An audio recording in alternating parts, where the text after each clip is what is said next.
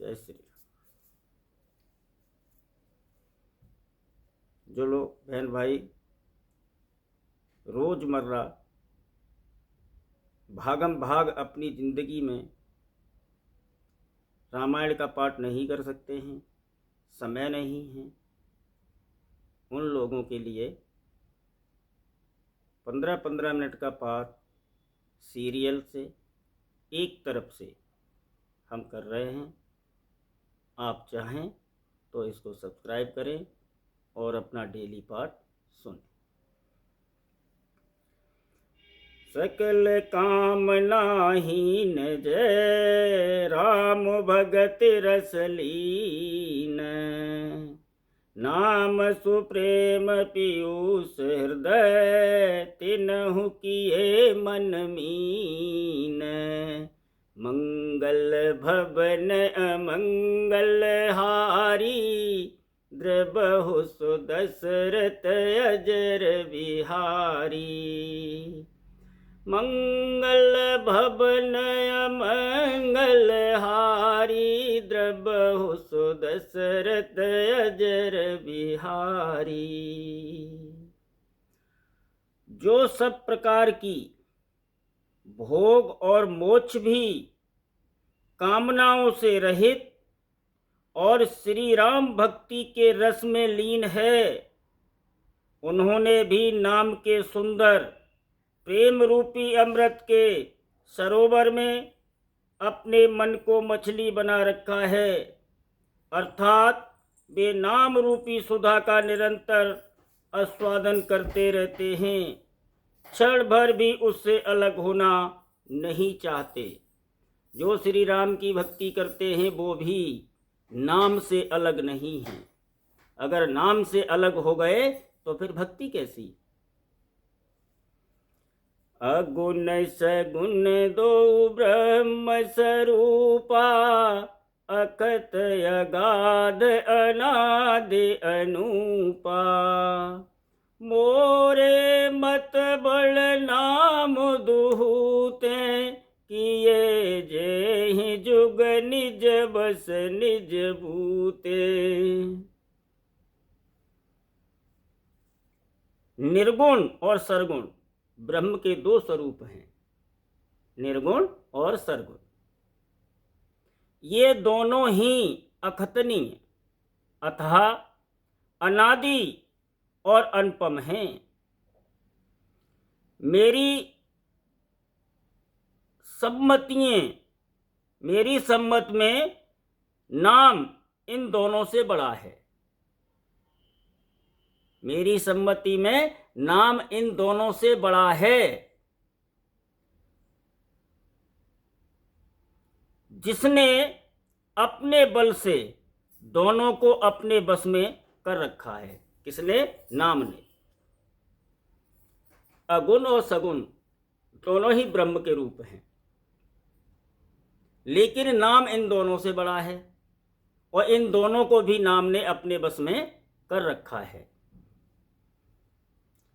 तोड़े सुजन जन जानहि जन की, कहूँ प्रतीत प्रीति रुज मन की, एक दारु गति देखिए एकु, पावक समजुग ब्रह्म विवेकु, उभय अगम जुग सुगम नाम ते, कहे नाम बड़ ब्रह्म राम ते, व्यापक एक ब्रह्म अविनाशी, सत चेतन धन धन आनंद राशि।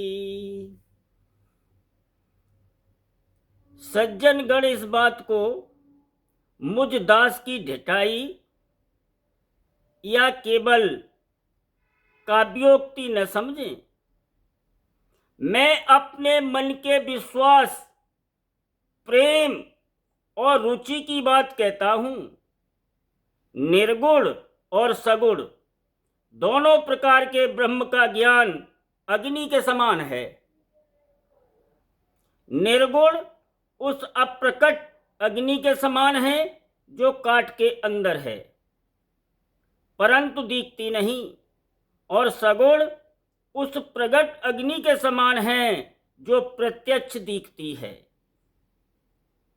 तत्वतः दोनों एक ही हैं, केवल प्रगट और अप्रगट के भेद से भिन्न मालूम होती है। इसी प्रकार निर्गुण और सगुण तत्वतः एक ही हैं। इतना होने पर भी दोनों ही जानने में बड़े कठिन हैं, परंतु नाम से दोनों सुगम हो जाते हैं। इसी से मैंने नाम को निर्गुण ब्रह्म से और सगुण राम से बड़ा कहा है।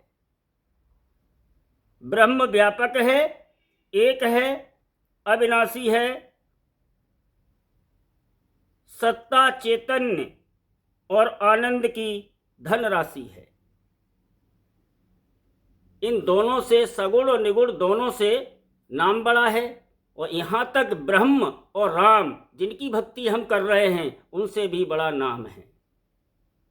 ये रामायण में लिखा है, मैं अपनी तरफ से नहीं बोल रहा हूँ, लेकिन सच है ये बात कि नाम से बड़ा कोई चीज़ है ही नहीं है। लेकिन नाम दो प्रकार के होते हैं, एक बर्लात्मक और दूसरा ध्वन्यात्मक। बर्लात्मक वह नाम होता है जो लिखने और पढ़ने में आ सके, और ध्वन्यात्मक न लिखने में आएगा न पढ़ने में आएगा। उस नाम की तलाश करके जब वह मिल जाए तब भक्ति शुरू होगी। अस प्रभु हृदय अक्षतय विकारी, सकल जीव जग दीन दुखारी। नाम निरूपण नाम जतन ते, सो प्रगटत जिम मोल रतन ते। ऐसे विकार रहित प्रभु के हृदय में रहते भी जगत के सब जीव दीन और दुखी हैं। नाम का निरूपण करके नाम के यथार्थ स्वरूप, महिमा, हृदय से और प्रभाव को जानकर नाम का जतन करने से, श्रद्धा पूर्वक नाम जप रूपी साधना करने से वही ब्रह्म ऐसे प्रकट हो जाता है जैसे रत्न के जानने से उसका मूल्य।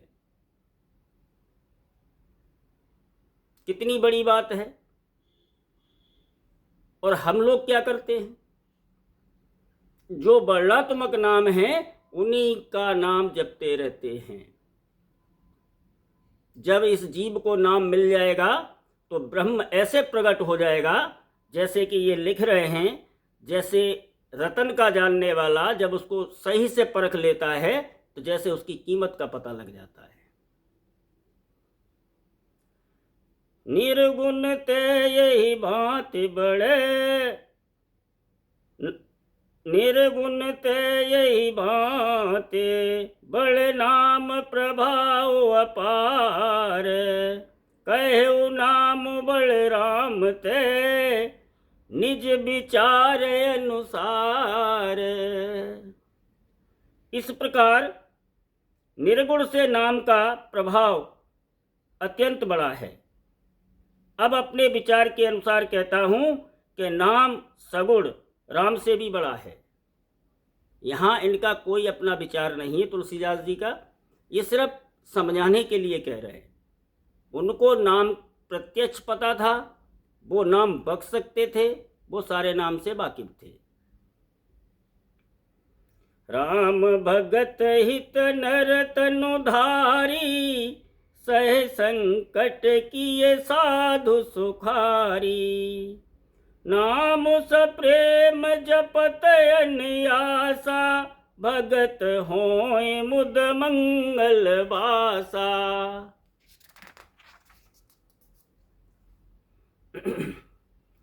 श्री रामचंद्र जी ने भक्तों के हित के लिए मनुष्य शरीर धारण करके स्वयं कष्ट सहकर साधुओं को सुखी किया, परंतु भक्तगण प्रेम के साथ नाम का जप करते हुए सहज ही में आनंद और कल्याण के घर हो जाते हैं।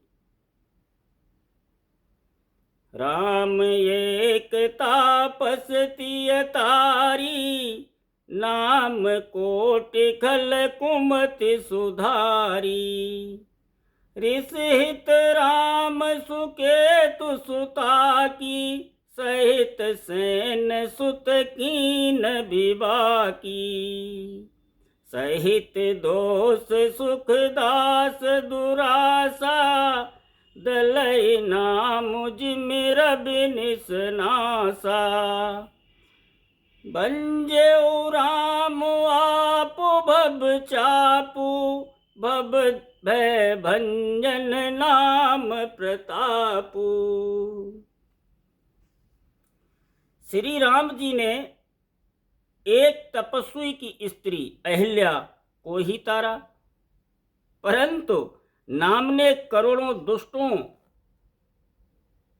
की बिगड़ी बुद्धि को सुधार दिया।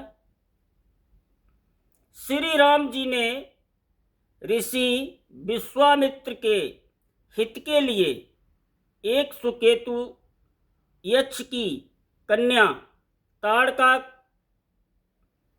की सेना और पुत्र सुबाहु सहित समाप्ति की, परंतु नाम अपने भक्तों के दोष दुख और दुराशाओं का इस तरह नाश कर देता है जैसे सूर्य रात्रि का। श्री राम जी ने तो स्वयं शिव जी के धनुष को तोड़ा, परंतु नाम का प्रताप ही संसार के सब भयों का नाश करने वाला है। यहाँ पर नाम की बढ़ाई चल रही है। जैसे रामायण में एक चौपाई है, आदि का अंत उत्तर का खंड, जो जाने सो पूरा संत। आदि यानी बालकांड। बालकांड के शुरुआत में ज्ञान कांड के श्लोक हैं और ये ज्ञान कांड के ही श्लोक चल रहे हैं। राम ने तो केवल शिव जी के धनुष को तोड़ा, लेकिन नाम ने करोड़ों दुष्टों की विचारधाराओं को ही बदल दिया।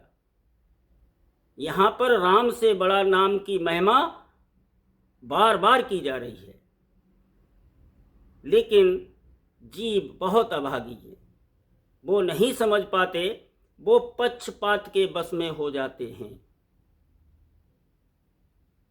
जैसे मुझे अपने पुत्र का पक्ष है, तो वो चाहे कितना ही नालायक क्यों न हो, दूसरों के सामने जाके मैं उसी की पक्ष रखता हूँ। ये टेक पक्ष बहुत खराब है भक्ति मार्ग में। भक्ति यदि करनी है तो निष्पक्ष होना पड़ेगा।